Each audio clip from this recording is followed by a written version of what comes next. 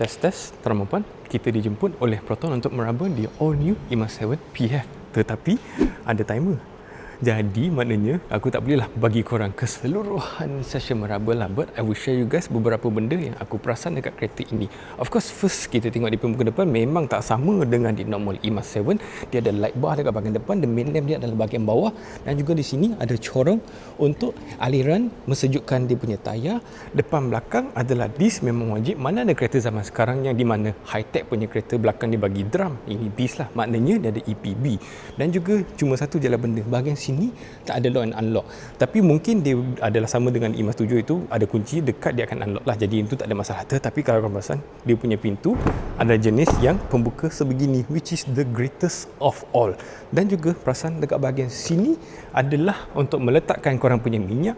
Bahagian sini pula ada uncle but sini terus buka, dia boleh charging. Of course this is a PHEV, of course akan ada lubang untuk charge. Belakang dia light bar, dan juga ini is not the high spec. Aku belum lagi cerita tadi kan, yelah kita kena cepat, ada timer kot. Nampak atas situ tak ada sunroof. This is not the high spec, tetapi tetap belanja. Ada power boot. Sini pun tonneau cover tak seperti, kau tahu kan, IMAX 7 later baru dia tambahkan. Sekarang dia dah bagi dah, dia dah belanja.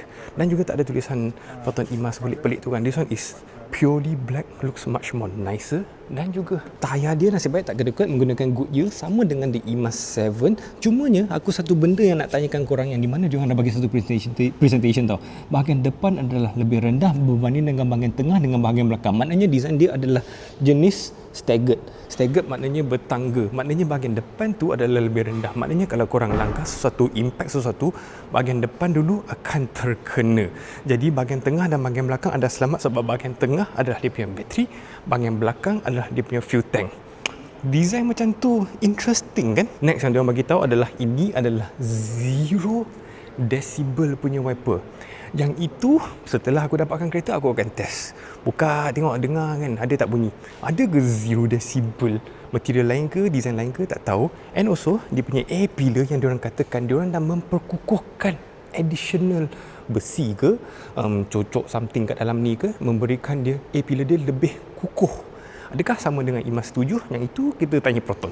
Masuk bahagian driver, nampak kamera, maknanya ada CCTV, walaupun sekali lagi ini bukan the high spec. Door handle is the best. Dalaman dia actually sekali imbas is the same seperti di IMAX 7.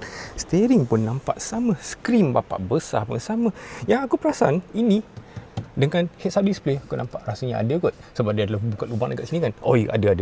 Tu heads-up display ada, but bila ada sunroof, so this one, could you say this one still is considered the high spec juga? Ini is the premium ke prime. Yelah, kita sebab first time dapatkan dia punya details pun diorang bagi sedikit saja, tak complete. Tetapi yang kita tahu, tak ada sunroof tu bukan yang paling flagship, paling premium lah.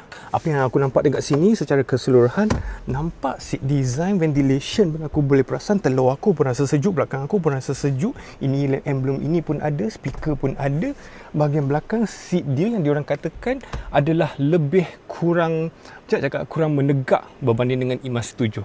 Yang itu aku kena test lagi sekali, seat yang IMAX 7 dengan yang PHEV ini. Ada tak perbezaan dia? Otherwise, apa yang aku nampak dekat sini, atas bawah kiri kanan dengan dia punya full speaker, frameless, atas lampu, tak ada lampu siap. First time aku tengok tak ada lampu Ke IMAX 7 pun tak ada, aku tak perasan.